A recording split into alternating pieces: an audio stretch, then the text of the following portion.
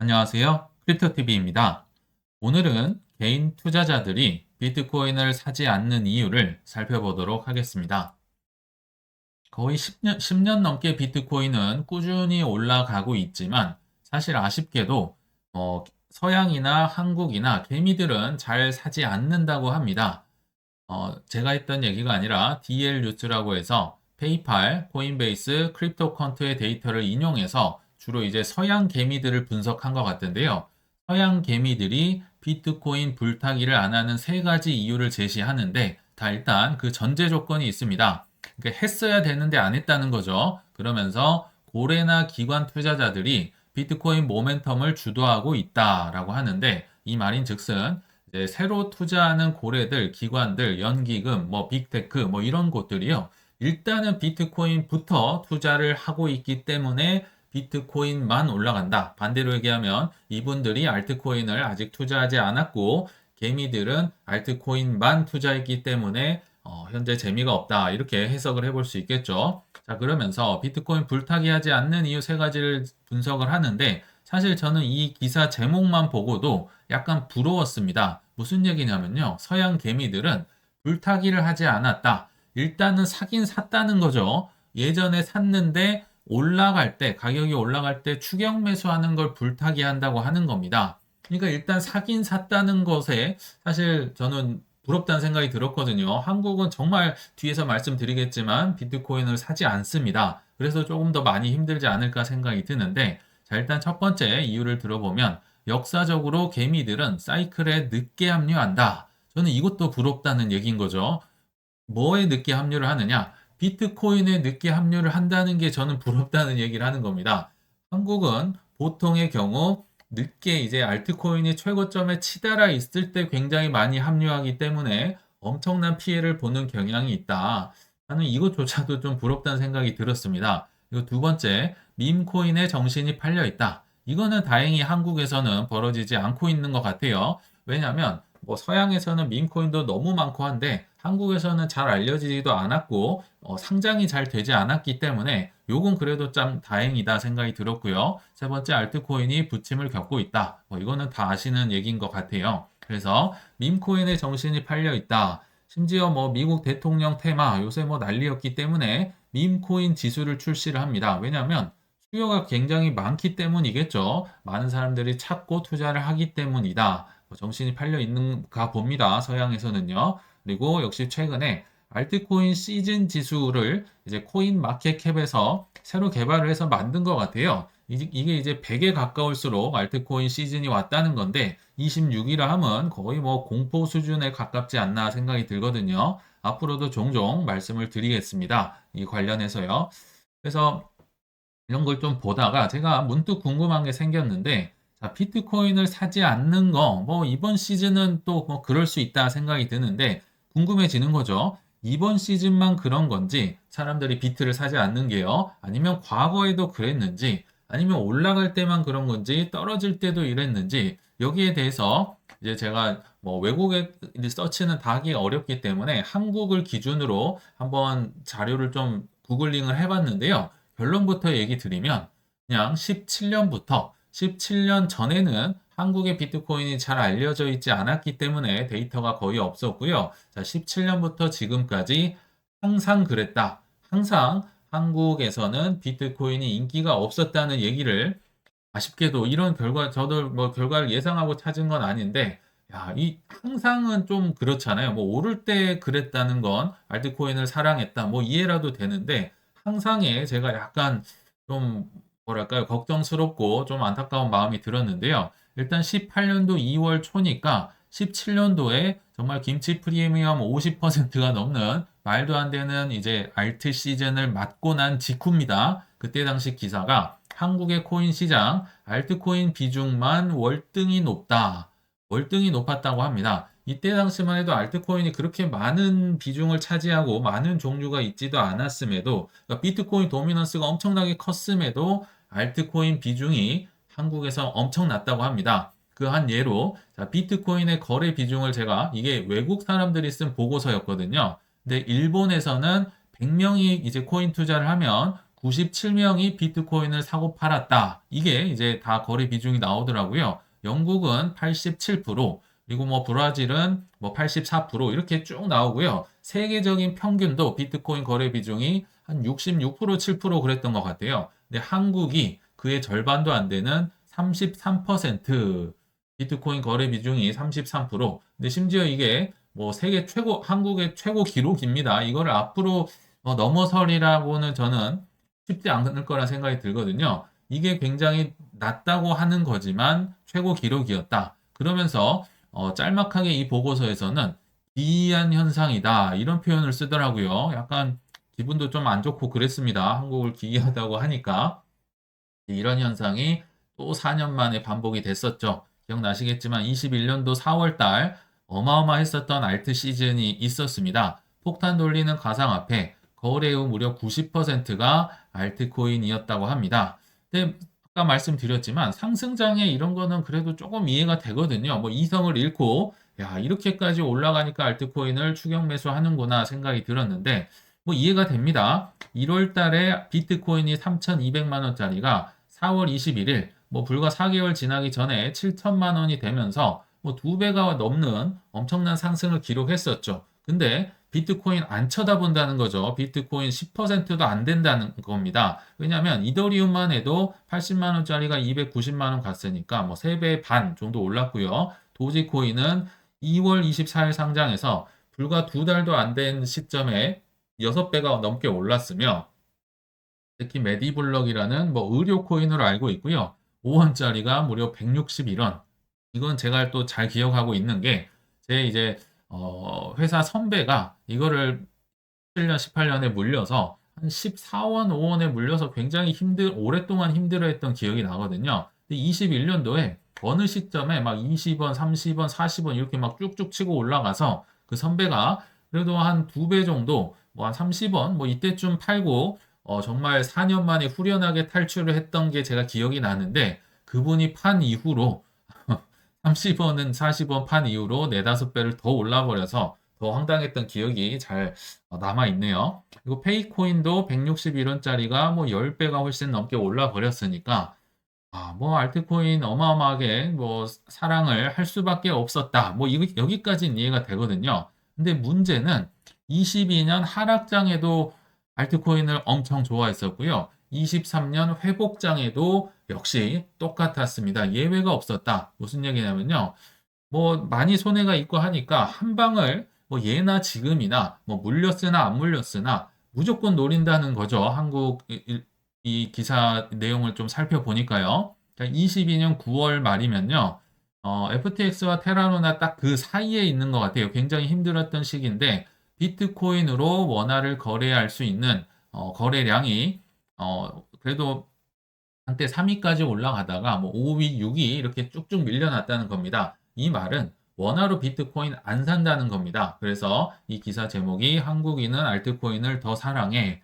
그러면서 뭐 여러 보고서들이 쭉 나오는데요. 자, 글로벌 비트코인을 들고 있는 이제 보유하고 있는 자들의 시가총액으로 한번 보유량을 시가총액으로 나타냈다. 흔히 얘기하면 그냥 보유량이라고 보셔도 좋을 것 같은데 평균 이제 44% 정도 해외에서는 비트코인을 갖고 있다고 치면 국내에서는 약 16.6% 정도 들고 있더라. 뭐 이런 얘기가 어렵게 뭐 써 있었고요.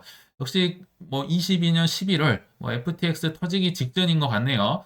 참 어려웠을 때 리플이 뭐 10% 정도 이때 당시 올랐나 봅니다. 그러면서 XRP의 거래량이 무려 1500%를 급증했다고 합니다.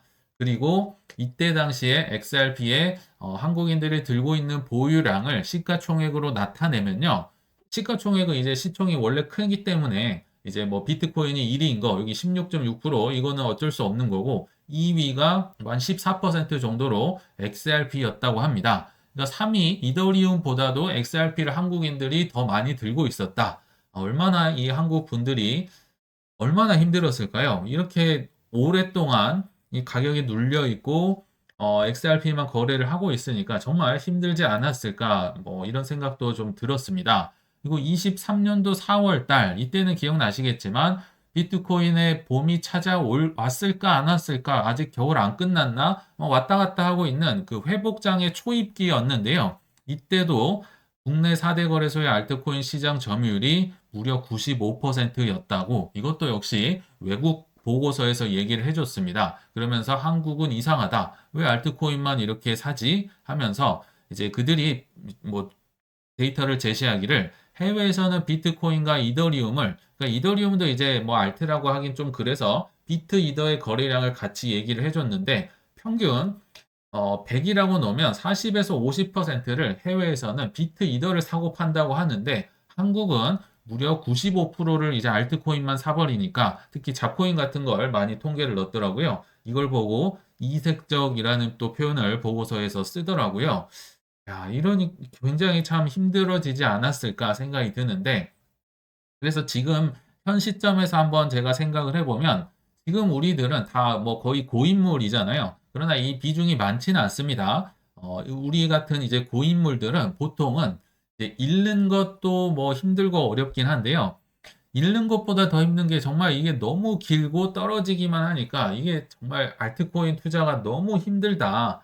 정말 고통에 몸부림치고 이거 언제 끝나냐 이런 게 이제 우리 같은 고인물들의 보통적인 이제 투자가 아닐까 생각이 들고요. 그러나 이제 조금 눈을 들어서 일반 개미들, 뭐 주식하는 개미들, 뭐 옆 사람들, 뭐 직장 동료들 이런 분들을 살펴보면요. 그러나 코인에 전혀 관심이 없습니다. 그러니까 올해 3월 달에 잠깐 이제 들어와서 물렸던 몇몇 분을 제외하고는 굉장히 무관심하거나 또는 뭐 미국 주식하기 바쁘잖아요. 그래도 나름 뭐 제도권이고 안정적이면서 꾸준히 우상향하기 때문에 미국 주식하기 바쁩니다. 뭐 이런 거 뭐 굳이 위험한 거 할 필요가 없겠죠. 그리고 또는 예전에 어떤 분들이 많이 말씀을 댓글에서 해주셨지만 부동산을 산 거 부채를 상환한다든지 사업으로 인한 이제 빚을 상환한다든지 이런 식으로 뭐 각자의 사연으로 인해서 일단 일반 개미들은 전혀 들어오지 않고 있다. 알트코인이 결국 올라가면 이분들이 이제 들어오지 않을까 뭐 조용히 한번 예상을 해봤습니다. 그러나 반면 기관들은 지금 어떤 모습을 보이고 있느냐? 대부분 아까 뭐 앞서서 보셨겠지만 비트코인만 촉수를 내민다. 촉수를 내민다는 게 살짝 사볼까? 조금 사볼까? 0.1% 사볼까? 뭐 이런가 말까 하고 있다는 거죠. 그것도 비트코인만. 왜냐면요. 기관들이잖아요. 뭐 연기금, 뭐 빅테크, 어마어마하게 큰 기관들이 보수적으로 운영을 하기 때문에 혹시 모르니까 특히 연기금 같으면요. 굉장히 한번 투자를 하면 30년, 40년 연금이잖아요. 말 그대로. 그래서 정말 철저하게 검증을 하지만 만약 일단 정하면 정말 길게 투자를 한다는 겁니다. 근데 여기 보시면 영국의 연기금도 뭐 익명이라고는 하더라고요. 뭐 밝히면 좀 문제가 됐나 봅니다. 비트코인에 대해서 첫 투자를 했다고 하는데 전체 자산의 5천만 파운드의 3%를 비트코인을 할당했다. 했다는 이미 샀다는 겁니다. 3%면 그래도 꽤 많은 거죠. 그리고 이게 좀 더 의미가 있었던 게 ETF를 통해 산 사례가 아니라 여기 직접 투자 비트코인을 뭐 법인이 살 수 있나 봅니다. 영국은요. 그래서 ETF가 아니라 비트코인을 직접 사서 주목할 만하다고 하고요. 뭐 그 외에도 뭐 위스콘신 주에서도 현물 ETF를 0.1% 샀다. 다들 지금 이게 6개월 전 얘기거든요. 뭐 1억 불 정도 샀다고 하는데 또 투자 비중으로 보면 뭐 극소량입니다. 정말 0.1%. 앞으로 뭐 2%, 3%까지 가면 이제 미국의 많은 주들이 사지 않을까. 뭐 플로리다 주도 한 8억 불 정도 뭐 코인 관련 뭐 ETF나 주식을 샀다고 하거든요. 뭔가 비트코인 위주로 이제 막 촉수를 뻗고 있다. 그리고 미국 세물러 사이언티픽이라는 의료기기 업체가 있는데요. 여기에서도 이제 비트코인을 1000개 정도 매입을 하면서 일본의 그 마이클 세일러를 따라하는 메타플래닛이란 그 기업이 있었잖아요. 여기를 앞섰다. 그러니까 뭐 마이크로 스트래티지를 다 모방한다는 거죠. 뭐 마이크로소프트도 주주총회 때 지금 투표를 뭐 12월 뭐 10일인가 한다고 하면서 이거 만약 거부되면 뭐 소송 주주들이 걸 수도 있다. 뭐 이런 얘기가 나오는 게 비트코인부터 일단 투자를 할까 말까 지금 계속 간을 보고 있다. 그리고 비중이 조금씩 늘어나고 있다. 뭐 새로운 투자자들이 계속 진입을 하고 있다는 얘기죠. 그리고 미시간주 연기금에서도 1,700만 달러의 비트코인과 이더리움 ETF를 샀다고 3분기 공시를 할 때 이제 그게 발표가 됐는데 드러났는데 여기는 약간 놀랍게도 비트코인 ETF를 약 700만 달러, 오히려 이더리움 ETF를 1000만 달러, 이더를 더 샀다는 곳도 있는 겁니다. 그러니까 이더리움을, 그러니까 비트코인도 아직은 뭐 전반적으로 다 사지 않았는데, 이제 이분들은 제가 볼 때 약간 뭐 늦었다고 생각을 했는지 아니면 약간 모험수를 둔다고 했든지 이더리움을 좀 사는 약간 뭐 모험수를 걸지 않았나 이런 생각이 들더라고요. 그리고 기관들의 이 행동을 보면 참 배울 점이 많은데요. 저도 이제 벌써 이런 생각이 들었는데 뭐 A16나 여러 벤처 캐피털들이요. 벌써부터 2026년도에 중간 선거에 이제 크립토 친화적인 분들에게 기부를 하기 위해서 뭐 팩이라는 곳이 있는데요. 거기에 누적 지금 기부금이 벌써 7,800만 달러라고 합니다. 최근에도 뭐 2,600만 달러인가요? 그거를 A16G가 추가로 기부를 하면서 이게 기사가 나왔는데, 야, 이렇게 장기적으로, 그러니까 비트코인만 보고 또 장기적으로 플랜을 짜고 있기 때문에 결국 이들이 파이를 다 가져가지 않나 생각이 들더라고요. 그래서 한번 정리를 해보면 개미들과 다르게 기관들은 비트코인 위주로 하고 있고요. 그쵸? 비트코인부터 시작을 하는 거죠. 그리고 장기적으로 계획을 가지고 그 코인에 투자를 하고 있으며 이제 막 이더리움을 할까 말까. 그 중에 이제 미시간주가 좀 빨리 간 거죠. 이더리움 할까 말까. 이것도 굉장히 고민을 하고 있는 수준이다. 기관들의 투자 방법을 저는 조금은 배워야 되지 않을까 생각이 들어서 말씀을 드려봤습니다. 그럼 뭐 중요한 게 또 하나 있죠. 알트코인은 도대체 언제 가느냐? 아까 잠깐 말씀드렸지만 조금 늦었거나 모험심이 많거나 이런 기관들이 결국은 이더를 사서 가격을 끌어올릴 때 결국 알트 시즌이 온다. 한마디로 얘기하면 이제 이더리움이 치솟을 때 저는 알트 시즌이 비로소 시작한다고 뭐 전고점을 일단 뚫어줘야겠죠. 그거는 기본이고 이 뚫고 올라갈 때 이제 시작한다 생각이 드는데 이제 구체적으로 볼 때는 개미들이 이더리움을 끌어올리기엔 저는 쉽지 않다 생각이 들거든요. 결국 기관들이 들어와야 된다 생각이 듭니다. 그래서 최근에 12월 2일 기사긴 했는데 가장 제가 공감했던 게 역대 가장 약세적인 강세장이다. 강세장은 강세장인데 너무 약세적이다. 무슨 얘기냐? 비트코인 혼자만 정말 춤을 추고 뭐 혼자 원맨쇼를 하고 있다는 얘기인 거죠. 그게 암호화폐 전체 호황으로 이어지는 건 아니다. 비트코인만 즐거우니까 그냥 소수 그 비트코인 샀던 기관들만 신나 있다는 거죠. 또는 비트코인 ETF를 파는 블랙록과 같은 곳들만 재미를 보고 있지. 지금 블랙록이 싹쓸이 하고 있다. 오히려 코인베이스나 크라켄 같은 큰 거래소들도 소외되고 있다. 뭐 3분기 실적 나쁘다고 하면서 코인베이스 엄청나게 떨어졌었잖아요. 이더리움에 묶인 컨센시스 회사는 말도 하지 마라. 상황이 더 나쁘다고 하면서 내년쯤 되고 좀 규제가 명확해지고 하면 결국 알트 시즌이 오지 않을까 뭐 이렇게 예상을 했는데 좀 공감이 됐었고요. 심지어 11월 5일에 벤자민 코엔이라고 뭐 트레이더인데요. 굉장히 트레이더이기 때문에 변동성을 좋아하죠. 그래서 이더리움을 뭐 이제 뭐 오를 거라고 덕담을 하는 듯 하지만 결국 1,000달러까지 하락할 수가 있다. 벤자민 코엔 참 뭐 위아래로 털기 좋아하는 분 같은데요. 이런 이더리움이 제가 볼 때 수모까지는 겪고 있지만 제가 볼 때는 이더리움 없는 강세장, 알트 불장 저는 올 수 없다고 생각이 듭니다. 이더리움 없는 강세장 알트 불장 올 수 없다. 왜 이런 생각을 하냐면요. 이 머니 플로우가 결국은 인간의 탐욕에 맞게 제대로 설계가 됐기 때문에 이대로 흘러갈 가능성이 저는 매우 높다고 보기 때문이거든요. 그래서 결론을 얘기해 보면 자, 비트코인은 저는 확실히 가늘고 길게 올라가고 알트코인은 짧고 아리송하게 온다. 이런 생각이 들었습니다. 오긴 오는데요. 올까 말까. 그리고 정말 사이클의 끝에 짧고 굵게 온다. 그래서 좀 알트코인이 힘들지 않나 생각이 드는데요. 아까 말씀드렸듯이 이거 정말 수십 번 봤잖아요. 이 머니플로우 사이클은 인간의 탐욕에 따라 만들어졌기 때문에 저는 어쩔 수 없이 이번에도 반복되고 다음 사이클에도 크고 작은 사이클들이 반복될 거라 생각이 듭니다. 그래서 이 원리를, 이 플로우를 내 기술과 뭐 테크닉과 의지로 이겨내려고 하기보다는 그냥 이에 맞게 이 순리대로 이에 맞게 투자하는 게 내 앞으로의 투자에서의 정신 건강에도 많은 도움이 되지 않을까 생각을 해보면서 이만 물러가겠습니다. 시청 감사합니다.